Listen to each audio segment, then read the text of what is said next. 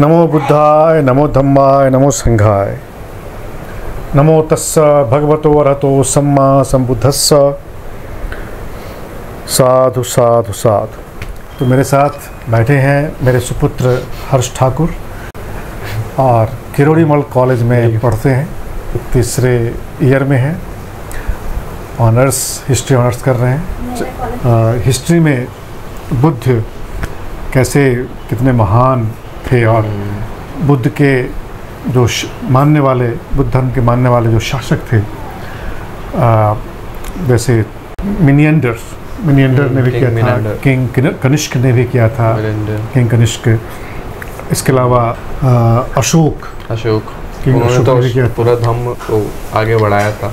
हाँ, और बाद में चल के पुष्यमित्र आके उन्होंने उसको डिस्ट्रॉय कर दिया था। अशोक के टाइम पे बुद्ध धर्म का बहुत विस्तार होता है, मतलब हमें बहुत सारे ऐसे एविडेंस मिलते हैं। ये बुद्ध जैसे एक अलग से एक पोस्ट बनाई जाती है जिसको कहते हैं अमात्य, धम्मोमात्य करके एक पोस्ट बनाते हैं। अच्छा। जो अलग अलग दिशाओं में जाते हैं। हाँ, धम्मोमात्य करके, जो कि लोगों को ज्ञान देते हैं कि बुद्ध के ये प्रिंसिपल हैं और इनको फॉलो किया जाना चाहिए सोसाइटी में, जो कि मोरालिटी को एक तरीके से जस्टिफाई करते हैं। इन प्रिंसिपल्स के थ्रू दान दक्षिणा करना चाहिए, पुण्य करना चाहिए, अपने से बड़े का आदर करना चाहिए, और ऐसे बहुत बेसिक जो सामान्य जनता समझ सके, सामान्य प्रजा समझ सके। तो ये काफ़ी अच्छा एक इनिशिएटिव लिया। तो हम लोग बात कर रहे थे कैसे किंग अशोक ने इसको फैलाया था और कैसे किंग अशोक ने बुद्ध धर्म को दसों दिशाओं में फैलाया। तो तुमने बताया उन्होंने अमात्य अपॉइंट किया था, धम्म महामात्य। जैसे एक मिनिस्टर होता था अमात्य करके, वैसे ही एक अलग से एक पोजीशन धम्म महामात्य इंट्रोड्यूस किया गया, जो कि ब्राह्मणों के बीच में एक एंग्जाइटी दे दी उन्हें इस पोस्ट की वजह से, क्योंकि देख रहे हैं कि अशोक बुद्ध धर्म को विस्तार करवा रहे हैं। तो ब्राह्मणों को भी एक एंग्शियसनेस फील होने लग गई थी उस समय, पर इससे वो टैकल किया गया उस समय। ऐसा एक और मिथ है कि कलिंग युद्ध के बाद ही मतलब अशोक को ऐसा रियलाइज़ हुआ था, पर ऐसा नहीं है। हमारे पास इंस्क्रिप्शंस में एविडेंस मिलते हैं कि अच्छा उससे पहले से अशोक दान करते थे बौद्ध भिक्षुओं को 2 साल पहले से। तो ऐसा नहीं था कि उन्होंने अचानक से कलिंग युद्ध के बाद एकदम से सपना आया कि नहीं बुद्ध धर्म अपनाना चाहिए। वो बहुत पहले से, ये बहुत गहरी बात कर रहे हैं, ये बहुत पहले से उसके इन्फ्लुएंस में थे। It's just it became a triggering factor for him आगे जाके, बट उससे वो पहले से ही उससे मतलब कांटेक्ट में थे। बहुत पहले से बौद्ध भिक्षुओं को दान दक्षिणा का हमें इंस्क्रिप्शन मिलता है, एविडेंस मिलता है। तो ये एक बहुत बड़ा मिथ है अगर लोगों को लगता है कि अशोक कलिंग युद्ध के बाद एकदम से उनका हृदय परिवर्तन हुआ। मुझे भी लगता है कि कोई चीज़, इस तरह की चीज़ें, इस तरह के परिवर्तन अचानक से नहीं होता है। हाँ। उसके पीछे बहुत बैकग्राउंड काम चल रहा होता है। इतना बड़ा परिवर्तन करना कि आपकी पूरी स्टेट पॉलिसी ही अलग हो जाए, चेंज हो जाए, डिज़ाइन चेंज हो जाए उसका, और आप उसके बाद एकदम पैसिफिस्ट हो जाओ, एकदम पीस लवर हो जाओ। तो this was not very easy process, this was not very drastic. Background में चलता रहता है उसका, gradual and it was again long lasting था। तो और हर्ष, मैंने ये भी सुना है कि अशोक की मदर बुद्ध को मानती थी, ऐसा मैंने सुना है। अशोक की बुद्ध धर्म को मानती थी, उनकी मदर बुद्धिस्ट थी, और हो सकता है इस वजह से उनके डीएनए में भी बुद्ध के प्रति प्रेम हो रहा हो। बिल्कुल ऐसा हो सकता है, ऐसा भी हो सकता है, वो एक अलग फैक्टर माना जा सकता है। पर जो मेजर फैक्टर है कि उस समय बौद्ध धर्म और कोई राजा बौद्ध धर्म को इतने विख्यात लेवल पे मतलब प्रसार नहीं कर पाया था उसका, जितना अशोक ने किया। That's why he is still called Ashoka the great for a reason. So Ashok का ये भी एक बहुत बड़ा फैक्टर था। एक तो उनका एम्पायर बहुत बड़ा था, जिस वजह से रीच फैलाना बहुत आसान था। जब आपका साम्राज्य बहुत बड़ा होता है तो किसी भी धर्म को प्रोपेगेट करना बहुत आसान है आपके लिए। बहुत अच्छा। तो एक ये बहुत बड़ा फैक्टर था, इसलिए वो श्रीलंका तक पहुंचा पाए। अगर कोई और राजा होता तो शायद वो नहीं कर पाता। तो इसलिए किंग अशोक का बहुत बड़ा रोल है बुद्ध धर्म को फैलाने में। और मैंने सुना है शायद तीसरी बौद्ध संगीति, इसको कांग्रेगेशन कहते हैं, बुद्ध ने थर्ड बुद्धिस्ट कॉन्फ्रेंस करके ऑर्गेनाइज किया अशोक के समय, जो कि बहुत इम्पोर्टेंट था उस समय। फिर सारे टेक्स्ट्स को रीराइट किया गया पाली से उसमें। तो ये बहुत बड़ा एक कॉन्फ्रेंस ऑर्गेनाइज किया गया जो कि शायद अभी तक इतिहास में तीसरी बार, इसलिए उसको बहुत इम्पोर्टेंट था वो। उसके बाद से कह सकते हैं बुद्धिस्ट लिटरेचर का एक हमें बहुत बड़ा समूह देखने को मिलता है, जो इन्यूमरेबल हो जाता है, मतलब इतने सारे हो जाते हैं। फिर वो वहाँ से चाइना जाता है, वही आगे जाके बौद्ध धर्म फैलाते हैं अपने, फिर वो चाइना लेके जाते हैं। और इस वजह से बुद्धिस्ट टेक्स्ट में भी अशोक का बहुत मेंशन है। कहते हैं कि 84,000 स्तूप बनवाए थे। हाँ, ऐसा कहने में आता है 84,000 स्तूप बनवाए थे। ऑल्दो हमें एविडेंस नहीं मिलते हैं, पर ये हो सकता है कि वो 84,000 स्तूप बहुत छोटे छोटे बनवाए हों। हाँ। या तो ये हो सकता है, लेकिन स्तूप बहुत बनवाए उन्होंने अशोक के समय में, बहुत स्तूप बने। और ये जो धर्म चक्र है, हाँ, अशोक चक्र बहुत जगह जगह पे रखवाया, उसके नीचे इंस्क्रिप्शंस लिखे, और उसके नीचे बेसिकली इंस्क्रिप्शंस में वही धम्म की बातें लिखी जाती थी कि आप एक व्यक्ति को इस हिसाब से रहना चाहिए, इस हिसाब से आचरण करना चाहिए, मॉरालिटी की बात करी, और एक बहुत ही सिंपल लैंग्वेज में धम्म को प्रोपगेट करवाया, जो कि इतना मुश्किल होता था पहले उस समय, उससे पहले के समय में। और उन्होंने अपने पुत्र और पुत्री को श्रीलंका भेजा था, या पूरी दुनिया में भेजा था कि इस धर्म का प्रचार प्रसार करो। अशोक के समय में बौद्ध धर्म का बहुत ज़्यादा हमें मतलब विस्तार देखने को बहुत मिलता है। जो चंद्रगुप्त डायनेस्टी आई थी उसके बाद कहते हैं ना कि ये गोल्डन पीरियड था इंडिया का, ऐसा है क्या? Golden period of India is Gupta dynasty, और गुप्ता डायनेस्टी को माना जाता है। पर चंद्रगुप्त मौर्य के समय एक बहुत सेंट्रलाइज्ड एक एम्पायर क्रिएट किया गया था अंडर चंद्रगुप्त मौर्य, जो कि अभी तक इतिहास में नहीं माना जाता है। उस समय फॉरेन रिलेशन सब कुछ।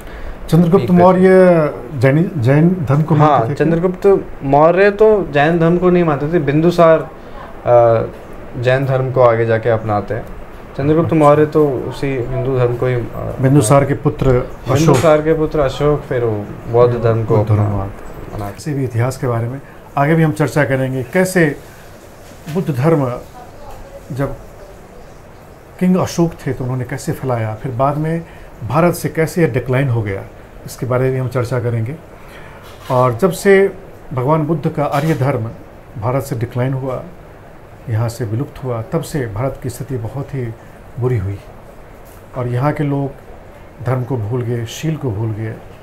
जो भगवान बुद्ध के जो 3 स्तंभ हैं, शील, समाधि, प्रज्ञा, ये 3 ये धीरे धीरे गायब हो गया और इसका विकृत रूप ले लिया, जो आज भी प्रचलित है। बुद्ध वास्तव में बौद्ध नहीं थे, वे बहुत ही एनलाइटेंड फॉर्म ऑफ हिंदुइज्म थे। उस समय हिंदुइज्म भी नहीं था, बल्कि वैदिक कल्चर था। वैदिक कल्चर और वैदिक परंपरा थी उस समय, और जिसमें कई सारी खामियां थी, अवगुण थे। जैसे जानवरों की बलि देना, बलि प्रथा थी। इसके अलावा समाज में जाति का भेदभाव था, काफ़ी डिस्क्रिमिनेशंस था। तो भगवान बुद्ध ने बहुत कार्य किया इस सभी डिस्क्रिमिनेशन को ख़त्म करने में, सभी भेदभाव को ख़त्म करने में। और जितने भी अनार्य या मिथ्या दृष्टि से उत्पन्न जो परंपराएं थी, उसको उन्होंने हटाया। और ये बहुत ही सुसंयोग था कि भगवान बुद्ध को उस समय के तत्कालिक राजाओं ने बहुत सपोर्ट किया, क्योंकि प्रशासन और राज्य जो भी निर्णय शक्ति होती है राजा के हाथ में होती है। राजा जो चाहता है वो कर लेता है। तो राजा कन्विंस्ड हुए, राजा ने देखा कि जो तथागत बुद्ध कह रहे हैं बिल्कुल ही सही है, समाज के लिए भी, व्यक्ति के लिए भी, और सबके लिए सही है, इसलिए इन्होंने उसको इम्प्लीमेंट किया। फिर बाद में उसका थोड़ा सा ह्रास हुआ, फिर से उत्थान हुआ, उत्थान पतन चलता रहता है। और अशोक के बाद पतन हो गया इस धर्म का भारत से। और जब नालंदा यूनिवर्सिटी और तक्षशिला यूनिवर्सिटी, जो जब दो ये बहुत पावरफुल और अपने कहते हैं कि वो प्रगतिशील थी, जब वो अपने कार्यवाही में ये दोनों यूनिवर्सिटीज़ थी, तो उस समय ये बहुत ही प्रचलित था। परंतु जब से तक्षशिला और नालंदा का विनाश हुआ, तब से ये धर्म भी विलुप्त हो गया। संयोग ये था, चाइना से ह्यूएन सांग आए थे, ये यहाँ से काफ़ी सूत्र लेकर गए चाइना, जो वहाँ सुरक्षित था। इसके अलावा कई सारे सूत्र तिब्बत में जाके सुरक्षित हुए।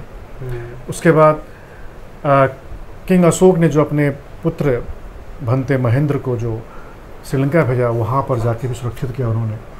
भगवान बुद्ध की जो धातु, अस्थि धातु है, वो उसके बाद बोधि वृक्ष के ब्रांच लेकर वहाँ जाकर उन्होंने स्थापित किया।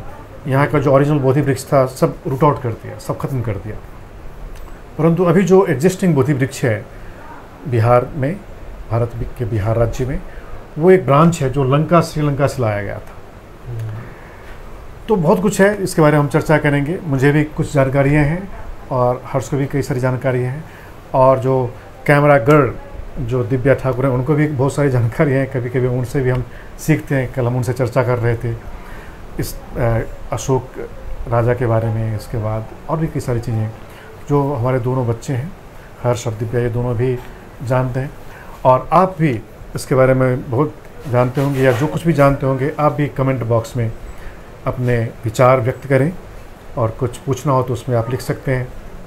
कुछ चीज़ें, कुछ बातें हैं ऐसी जो जिनसे आप सहमत नहीं भी हो सकते हैं, और कुछ बातों से आप सहमत हो भी सकते हैं।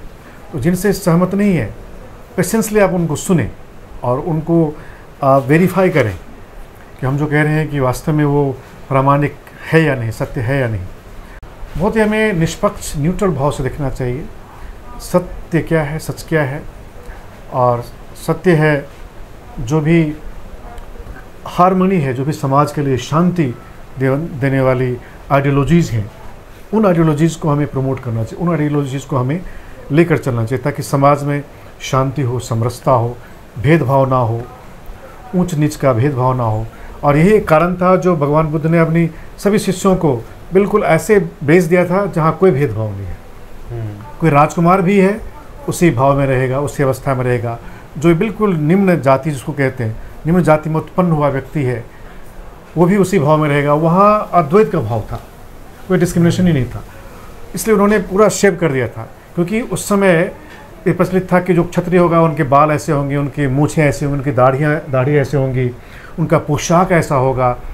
तो बाल से भी पहचान होती थी कि ये इस प्रकार का, जो उच्च जाति के लोग हैं इस प्रकार के बाल रखेंगे, जो ब्राह्मण थे वो शिखाएँ रखते थे, जो क्षत्रिय थे वो लंबे बाल और मूछ और दाढ़ी रखते थे। निम्न जाति के लोगों को वो वर्जित था, ताकि डिस्क्रिमिनेट कर पाए, ताकि हम डिफ्रेंशिएट कर पाए। भगवान ने कहा सब हटाओ, कोई डिस्क्रिमिनेशन नहीं, इसलिए पूरा क्लीन शेप। उसके बाद ड्रेस भी सबको एक ड्रेस दो, ठीक है। तो काफ़ी कुछ से उन्होंने अपने संघ में समरसता बिल्कुल जीवंत रखा।